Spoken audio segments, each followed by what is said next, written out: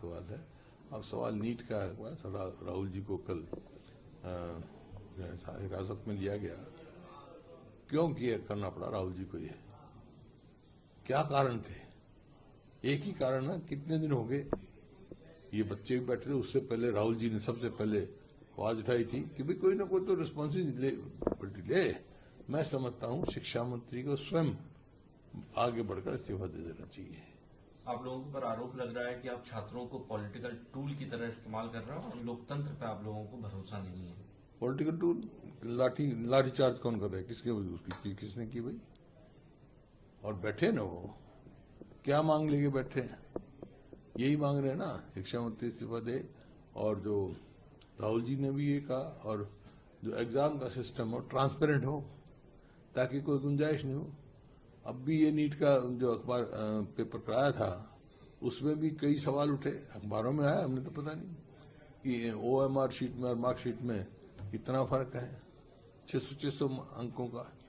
तो ये लोगों युवाओं को कैसे, युवाओं में विश्वास होना चाहिए और ये विश्वास पैदा करना सरकार का काम है कि भाई जो भी होगा फेयर काम होगा और ट्रांसपेरेंट एग्जाम होगा। उसके भी तरीके हैं, सिस्टम बनाया जा सकता है, नया सिस्टम बनाया जा सकता है। एक पेपर है, कई पेपर सेट तैयार करो, एक ही एग्जाम में 4-5 किस्म के पेपर सेट दो, कर गया, ताकि बचाव हो सके। और भी तरीके ढूंढ सकते हैं। तो सिस्टम की तब्दीली आनी चाहिए। जब ये सिस्टम फेलियर हो रहा है और एक के बाद एक पेपर लीक हो रहा है, तो ये गंभीर मामला है।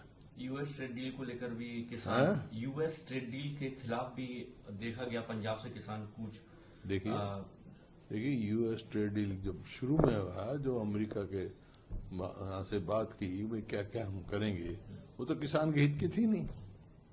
लेकिन अब अगर यही बात लेके वो गए थे, अब ये कह रहे हैं बात करेंगे, किसान का हित का रखेंगे, वो तो ट्रेड डील के बाद ही कह सकते हैं।